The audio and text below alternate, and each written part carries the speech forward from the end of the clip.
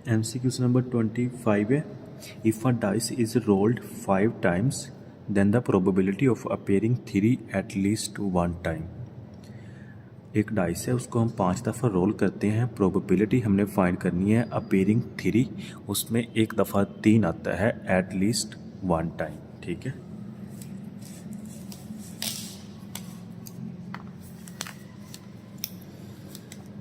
MCQs number 25। If a dice is rolled 5 times, सबसे पहले आपको पता चला जो एक डाइस होता है ना, उसकी 6 साइड्स होती हैं।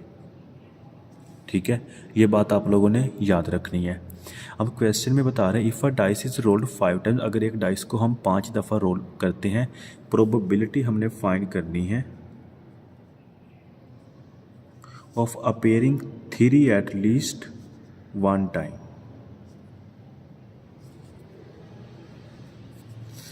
मतलब हमारा जो x होगा ना,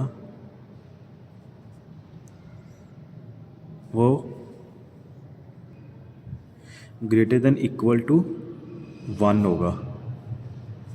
ठीक है। अच्छा, ग्रेटर देन इक्वल टू का 1 का मतलब क्या है? हमने प्रोबेबिलिटी फाइंड करनी है कि जो हमारा x है ना, मतलब कि जो 3 हमें एक दफ़ा अपीयर होता है, मतलब x greater than equal to का मान में ये होता है कि अगर या तो आप x को इज़ इक्वल टू 0 ले लें, ठीक है, और इसका जो भी आंसर है ना 1 में से माइनस कर दें। ठीक है। एक तो सूरत हाल ये होती है, क्योंकि देखें x greater than equal to की वैल्यूज़ जो होती है ना, वो 1 या 1 से अबाव आनी चाहिए, लेकिन मैक्सिमम प्रोबेबिलिटी कितनी है? 1 है। अगर हम 1 में से उससे कम वाली वैल्यू को माइनस कर दें तो हमारा एग्जैक्ट आंसर आ जाएगा ना। तो हम क्यों ना ऐसे ही करें, हम लग लेते हैं x greater than equal to 1 is equal to 1 minus x less than 1। ठीक है। क्या मतलब हुआ इसका? 1 minus x is equal to 0, क्योंकि x greater than equal to 1 में से जो छोटी रकम है वो 0 ही है ना, 0 से नीचे तो कोई भी नहीं है। तो हम x इज इक्वल टू 0 की वैल्यू फाइंड कर लेते हैं, और जो भी उसका आंसर आएगा ना, उसको 1 में से माइनस कर देंगे तो हमारा एग्जैक्ट आंसर आ जाएगा। ठीक है। तो मैं हल करता हूँ। Probability of x is equal to 1 है ना, sorry, probability of x is equal to 0 find करना है। अच्छा, हमारे पास कौन सा एक डाइस था, डाइस को हम रोल करते हैं 5 टाइम्स। डाइस की टोटल साइड्स कितनी होती हैं? 6। तो उसमें से हमें एक कौन सा नज़र आता है? 3 नज़र आता है। मतलब कि एक डाइस है, ठीक है, 5 साइड्स हैं उसकी,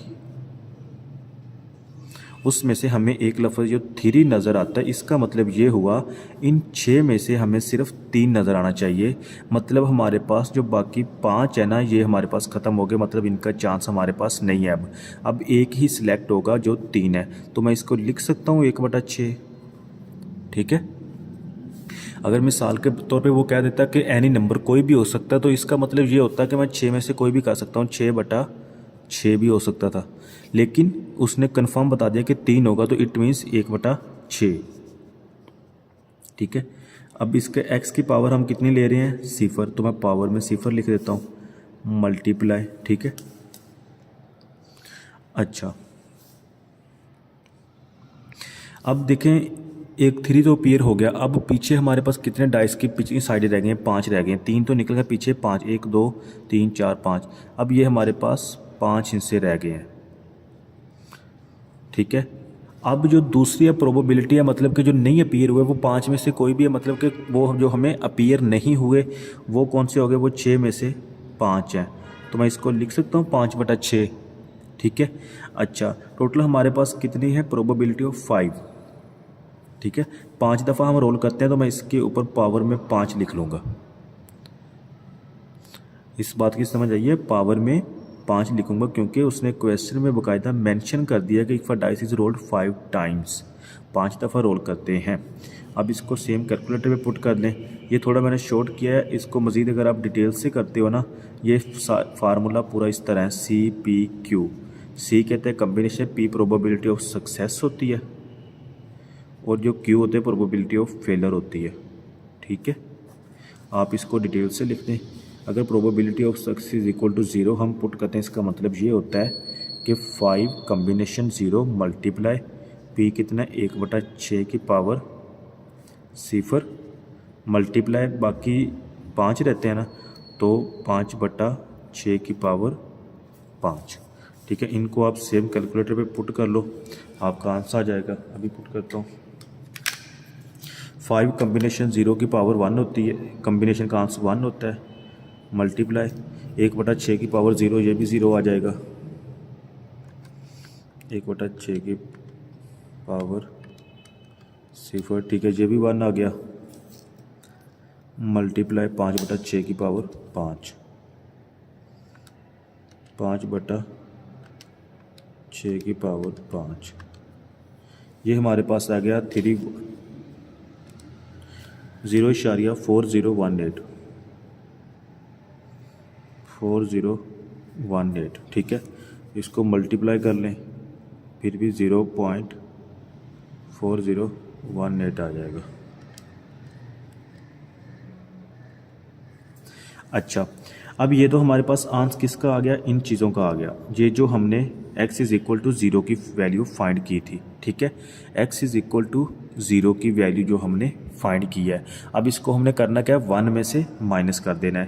तो मैं लिख सकता हूँ probability of x greater than equal to 1 is equal to 1 minus 0.4018।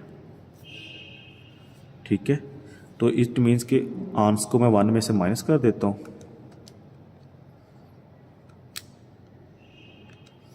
0.5981 आपका आंसर आ जाएगा। 5981 ये आपका आंसर आ गया। बहुत ही आसान एमसीक्यूज़ है अगर थोड़ा समझ के किया जाए। ठीक है, नेक्स्ट एमसीक्यूज़ को देखते हैं। MCQs number 26।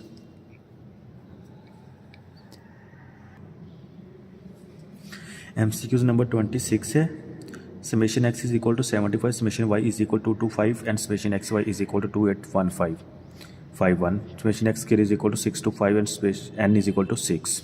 What would be the regression line y on x। अच्छा, इसमें सबसे पहले ना आपको रिग्रेशन का जो फार्मूला, रिग्रेशन इक्वेशन का फार्मूला आना चाहिए। ठीक है, फार्मूला पुट करो, सारा कुछ अवेलेबल है, आपने जस्ट इधर वैल्यूज़ पुट करनी है, आपका आंसर आ जाएगा। ये फार्मूला आई थिंक मैंने लिखा हुआ है। ठीक है, इसमें जस्ट क्वेश्चन को शॉर्ट करते हुए इसमें जस्ट वैल्यूज पुट करते हैं। ये आई थिंक नज़र नहीं आ रहा।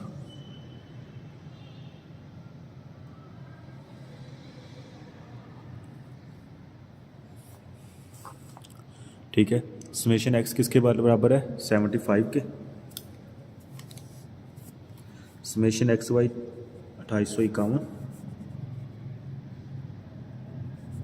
2851 डिवाइडेड बाय यानी कितना 6 है, minus summation x 75, summation y 2 to 5 divided by 6 and summation x square किसके बराबर है, 6 to 5 के। 6 to 5 divided by n minus summation x 2 to 5 divided by n, इसका होल स्क्वायर। और अच्छा, इन वैल्यूज़ को आप सेम कैलकुलेटर पे सॉल्व कर लें। b इज़ इक्वल टू, और ये b इज़ इक्वल टू आपका आ जाएगा -0.12। ठीक है, अच्छा, ये पहले मैंने सॉल्व किया हुआ था इसलिए थोड़ा स्पीड से कर रहा हूँ, क्योंकि इसमें एमसीक्यूज़ में जो मेन चीज़ है ना, आपको फार्मूला ही आना चाहिए, बाकी इसमें इतना कंसेप्चुअल नहीं है। अच्छा, हमारे पास b की वैल्यू आ गई, अब हमने a की फाइंड करनी है। a की वैल्यू का जो फार्मूला है वो होता है हमारे पास a is equal to Y bar minus B X bar. ठीक है, वाई बार का फार्मूला क्या है, Y bar is equal to summation Y over N. Summation Y over N इसमें क्या है, समेशन वाई क्या दिया हुआ है हमारे पास,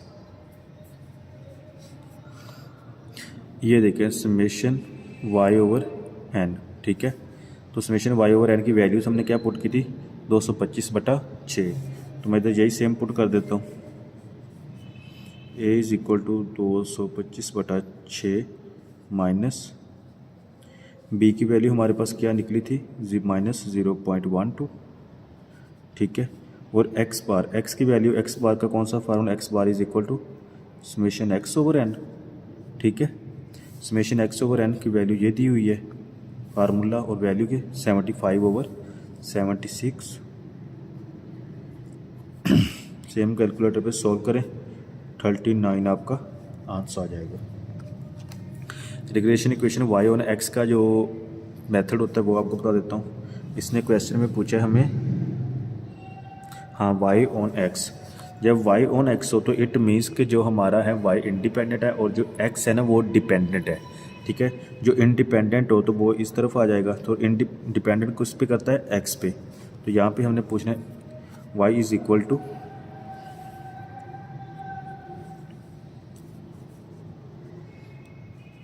ए प्लस बी एक्स, ठीक है। Y is equal to a किसके बराबर है, 39 के, बी किसके बराबर है, -0.12 के, और हमारा एक्स ये 7 आ गया। इसका जो आंसर होगा ना वो आई थिंक इसमें बी होगा, ठीक है। MCQs number, the price of the juicer machine during the past 5 year is as follow.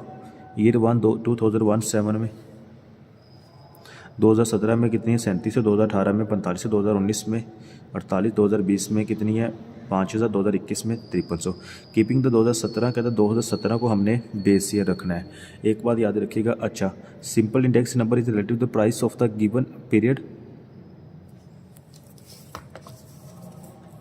MCQs number 27 है। अच्छा, जब भी बात बेस ईयर की आ जाए ना, आपने यहाँ पे यूज़ रखना कि लेस पेयर का फार्मूला यूज़ करना है, ठीक है। बेस ईयर वो ईयर होता है जो आइडियल हो। आइडियल का मतलब ये होता है कि जिसमें प्राइस का सबसे कम हो, वैसे जो नॉर्मली होता है कंसेप्ट, ठीक है। लेकिन इसमें वैसे भी उसने बता दिया कि using the base year use करें कौन सा, 2017। तो आप एक चीज़ तो और देख लें इसमें कि 2017 का ही ऐसा साल है जिसमें सबसे कम प्राइस है 3700, ठीक है। मिसाल के तौर पर इस साल जो थी ना महंगाई उनकी बिल्कुल भी नहीं थी 2017 में, तो इसने बेस ईयर भी उसी को यूज़ किया है। तो आपने क्या करना है, अब लेस पेयर का फार्मूला लगा देना है। तो इसमें उसने बताया कि बेस ईयर की जो प्राइस है ना, मतलब हमारे पास उसने फिक्स दी हुई है, तो हम इसमें फार्मूला जो लगाएंगे फिक्स बेस मेथड का लगा लेते हैं, ठीक है। प्राइस रिलेटिव्स का, इसको हम डिनोट करते हैं PON से। PON इज इक्वल टू ये हमारा होगा price of commodity in the given year जो होती है, ठीक है।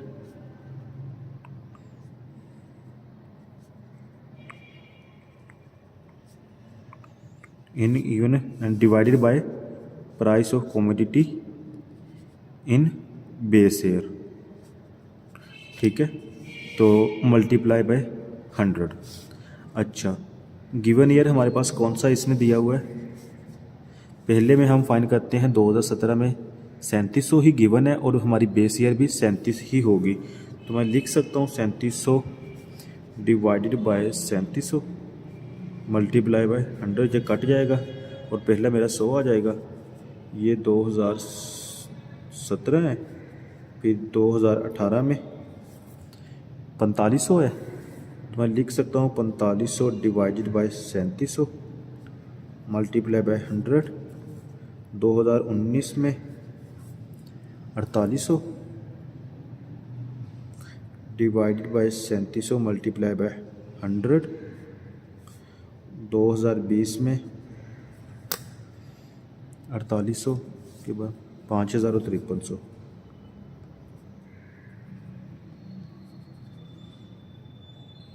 और 5300 बटा 3700 मल्टीप्लाई बाय 100, 2021 में, ठीक है। सेम अब इसको कैलकुलेटर पे सॉल्व कर लेते हैं। ये 0 0 से 0 0 से 0 0 सारा कुछ कट गया, ठीक है। 45 डिवाइडेड बाय 37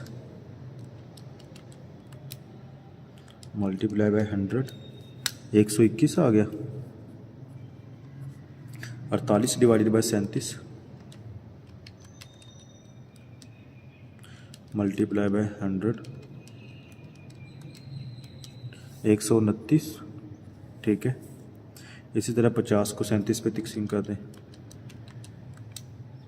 मल्टीप्लाई बाय 100 135 आ गया, और 53 को 37 पे कर दें,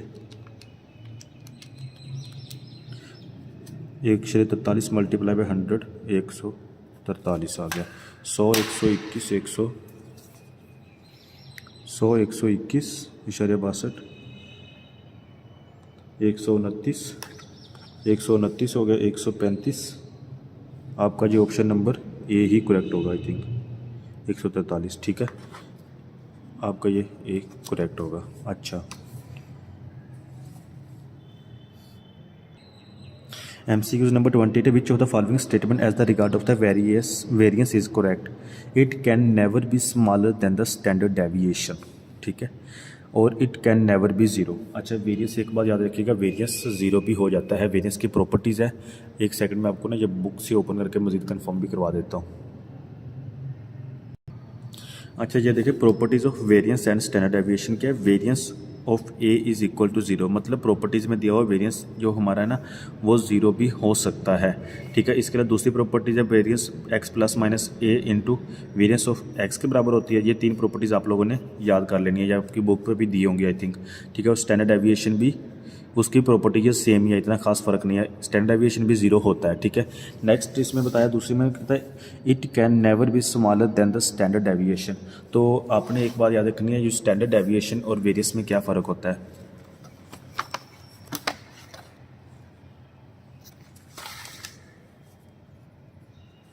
ठीक है, अच्छा, स्टैंडर्ड डेविएशन और वेरियंस, स्टैंडर्ड डेविएशन का जो भी आंसर होगा ना, वेरियंस का जो आंसर उसका स्क्वायर होगा, ठीक है।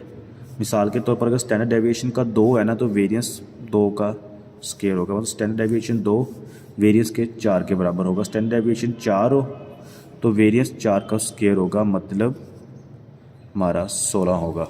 तो इसमें क्या बता रहा है, कहता है it can never be smaller than the standard deviation, मतलब जो हमारा वेरियंस है वो स्टैंडर्ड डेविएशन से स्मॉल कभी भी नहीं हो सकता, ठीक है, smaller than the standard deviation. तो इट मीन्स कि मुझे तो ये सही लग रही है, पीछे इसने आई थिंक गलत दिया हुआ है। It can never be smaller than the zero, मतलब कि वेरियंस जो होता है ना, ये हमेशा हमारा स्टैंडर्ड डेविएशन से बड़ा ही रहता है। हाँ, एक कंडीशन में ये ना बराबर हो जाता है, सिमेट्रिकल फॉर्म में ना स्टैंडर्ड डेविएशन और वेरियंस ज़ीरो आ गया। मिसाल के तौर पर हमारा स्टैंडर्ड डेविएशन 0 आ रहा है, तो अब आपने उसको क्या करना है, उसका स्क्वायर लेंगे तो वो भी 0 ही आएगा ना। या स्टैंडर्ड डेविएशन हमारा 1 आ रहा है, तो उसका स्क्वायर लेंगे तो वो भी 1 ही आएगा। स्टैंडर्ड डेविएशन वेरियंस के बराबर तो आ सकता है, लेकिन वेरियंस से standard deviation variance standard deviation से छोटा नहीं होगा, मतलब ये हमेशा ही बड़ा होगा स्टैंडर्ड डेविएशन से, ठीक है। MCQs नंबर 29 देखते हैं। Which of the following statement is are correct, range is the measure of dispersion, percentile is the measure of the dispersion. अच्छा, मेजर ऑफ डिस्पर्शन की ना जो 4 टाइप्स होती हैं, मेजर ऑफ डिस्पर्शन शॉर्ट कर रहा हूँ। पहली इसकी रेंज होती है, दूसरी इसकी क्वार्टाइल होती है, और तीसरी जो इसकी आई थिंक हाँ मेन डेविएशन होती है, ठीक है, और चौथी इसकी वेरियंस एंड स्टैंडर्ड डेविएशन होती है, ठीक है। इससे पहली तो बता दिया है कि range is the measure of dispersion, मतलब कि पहली तो इसमें है, पहला करेक्ट है। दूसरे में percentile is the measure of dispersion, देखें इस परसेंटाइल है या नहीं है, तो इट मीन्स दूसरी इसकी गलत होगी, इसका ओनली 1 करेक्टर ठीक होगा, ठीक है, पहला आंसर ठीक होगा। Consider the following statement mean about the MCQ number 30 है। It must be one of the values found in the data. देखो इसने कहा है कि it must be one of the value, मतलब मीन हमारे पास 5 वैल्यू दी हुई हैं, मतलब 2.5 2.8 2.10 है, तो वो कहता है कि उसमें से एक लफ्ज़ मीन लाजमी होगा। ऐसा पॉसिबल नहीं होता। आपको पता है हमारा मीन कैसे निकलता है, जितने भी डिजिट उन सबको सम करके नंबर ऑफ डिजिट पे डिवाइड किया जाता है। अगर 5 वैल्यू तो 5 को सम करके 5 पे ही डिवाइड करें, देन हमारा जो आंसर आता है ना वो समटाइम ऐसा आता है जो वैल्यूज़ दी होती है उनसे थोड़ा सा डिफरेंट आता है, ठीक है। तो इट मीन्स कि ये पहला तो गलत हो गया। In case of the ungroup data there may be more than one mean. देखो एक बात याद रखिएगा, बेशक ग्रुप डाटा हो बेशक अनग्रुप डाटा हो, मीन हमेशा एक ही आता है, ठीक है। दो दो मीन तीन तीन मीन नहीं आते होते। तो विच of the following statement it मैं इसको, ये दोनों ही हमारे गलत है। MCQs नंबर 31 है। आई थिंक मेरा 6 MCQs हो गए हैं, ठीक है। चलिए इंशाल्लाह नेक्स्ट MCQs हम नेक्स्ट वीडियोज़ में पढ़ते हैं। अल्लाह हाफिज़।